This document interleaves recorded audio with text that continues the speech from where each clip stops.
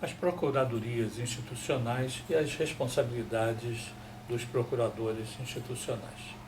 Essa é a abordagem que nós vamos fazer nesse momento para trazer a debate, ao estudo, essa nova figura que surgiu especialmente no ensino superior, mas já sendo absorvida por alguns conselhos estaduais de educação, que é a figura dos procuradores institucionais. Há algum tempo atrás, nós tínhamos apenas algumas funções dos pesquisadores institucionais. Eram funções definidas pela legislação do ensino superior e que traziam uma atribuição dos pesquisadores para a inclusão de assuntos relacionados ao censo do ensino superior. Esses pesquisadores institucionais, eles ainda continuam até hoje, mas surgiu no avanço da legislação a transformação, ou quase uma criação de uma nova figura, que foram os procuradores institucionais. As instituições de ensino superior podem manter os pesquisadores e podem manter os procuradores, mas os procuradores hoje são fundamentalmente importantes e a sua responsabilidade aumenta a cada dia com as novas atribuições que vão sendo equacionadas, especialmente pela Secretaria de Regulação da Educação Superior, pela Secretaria de Ensino Superior, pelo Ministério da Educação de uma maneira geral. Então, a ideia do Ministério da Educação é até uma ideia interessante, que equivale ao que acontece no Judiciário, onde os pesquisadores, os procuradores institucionais, têm funções muito semelhantes aos advogados que atuam no cotidiano do Judiciário. O Ministério da Educação não tem mais um hábito de querer falar com o reitor, com o diretor, com os coordenadores de uma forma direta. E sim usam os procuradores institucionais, que são os elementos de ligação com o Ministério da Educação. Foi criado, inclusive, hoje chamado de NAP, Núcleo de Atendimento aos Procuradores Institucionais, que tem realmente essa função de ser o elo de ligação. Não há uma necessidade do procurador ser um advogado, não há nenhum pré-requisito. Você pode ter pessoas até sem uma qualificação de nível superior como procuradores.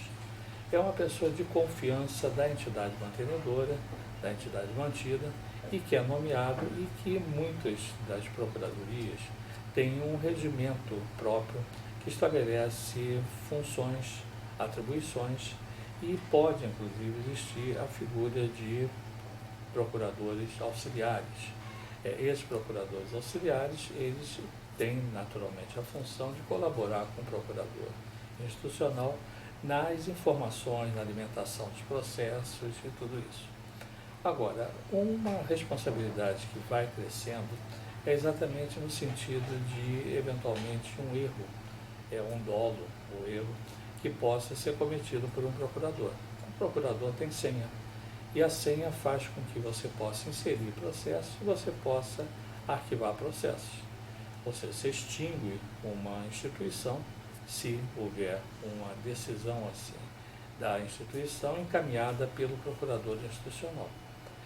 Mas se houver um erro também pode acontecer, você em processo virtual, processo eletrônico, a extinção de um processo faz com que seja praticamente impossível você reconstituí-lo, porque os sistemas eletrônicos muitas das vezes não permitem a reinclusão de dados que você retirou por um erro. Por exemplo, você vai criar uma instituição, o pedido de credenciamento de uma faculdade, você prepara toda a documentação e dá entrada através de quem? Do PI.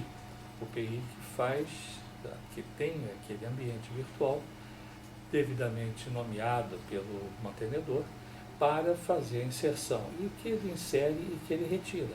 Se ele perder um prazo, a responsabilidade é dele, ou seja, a instituição vai ser penalizada e pode ter um direito de regresso, um direito de, inclusive, até demitido por justa causa, se tiver caracterizado que foi um erro que trouxe consequências fortes na instituição.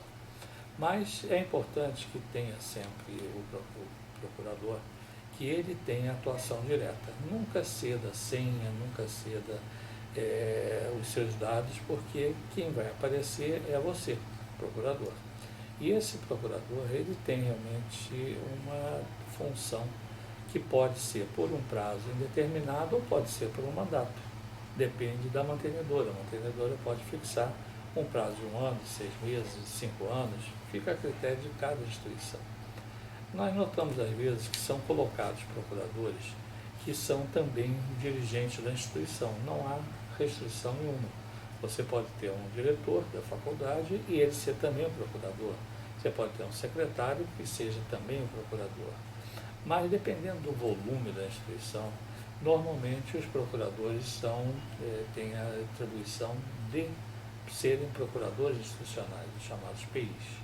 Existem vários programas de capacitação, todos são válidos naturalmente nesse sentido, mas nenhum traz realmente um detalhamento igual, porque cada instituição tem características próprias. O ideal é que você tenha um ato da mantenedora, criando a Procuradoria Institucional e tendo nesse ato um regulamento, um regimento interno da Procuradoria. Com isso você define as atribuições, se vai ter auxiliar, se não vai ter auxiliar, e tudo isso é o que caracteriza realmente as responsabilidades. Agora, o que é certo é que dentro do direito educacional, a figura do procurador institucional é uma figura nova. Surgiu há aproximadamente 10 anos, com a criação de formas que não foram muito específicas, ou seja, foram surgindo os dados assim, dos procuradores, nos instrumentos, mas não teve nenhuma portaria que estabelecesse um modelo padrão. Então, ou seja, cada instituição tem a liberdade de definir a sua estrutura. Temos hoje, todas as instituições têm que ter um procurador institucional, pode ter auxiliares, mas a responsabilidade, a ligação direta é do procurador com o Ministério da Educação. E o procurador que repassa para os dirigentes o que chegou e o que tem que ser feito. É semelhante, como mencionamos, aos advogados. Então, seja o juiz, o desembargador, o ministro de qualquer órgão superior, ele não tem essa relação com a parte, ele tem a relação com o advogado. E o advogado que representa, e se houver uma culpa em elegendo, ou seja, elegeu mal, paciência, a instituição vai ter que arcar com os atos que foram feitos de forma correta ou de forma errônea pelos procuradores. Mas os procuradores têm um grande papel, uma grande responsabilidade, mas é sempre importante relatar, a responsabilidade cresceu civil e criminalmente, porque um erro que tenha consequências criminais pode levar a ser feita uma ação criminal contra o procurador.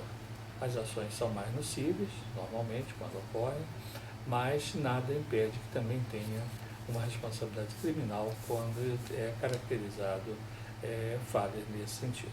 É importante ressaltar que os procuradores devem manter os sigilos, a reserva, a proteção de dados, que é importante, você não pode disponibilizar os dados, tem que prestar muita atenção, inclusive nos momentos das avaliações também, porque tudo isso decorre das atribuições. A comissão de especialistas normalmente interage com os avaliadores que participam do processo de avaliação, tanto de curso quanto de credenciamento, recredenciamento e outros atos das instituições, mas realmente são novas figuras que surgem no cenário jurídico educacional.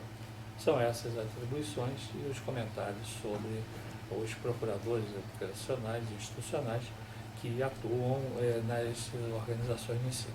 É importante ressaltar que existe ainda a figura do procurador jurídico, que é outra coisa, que às vezes até se interliga, mas a procuradoria jurídica é uma procuradoria que normalmente tem a ligação de responsabilidade com as outras instâncias, não o direito educacional, mas pode ter, inclusive, essa ligação direta também com o Ministério da Educação.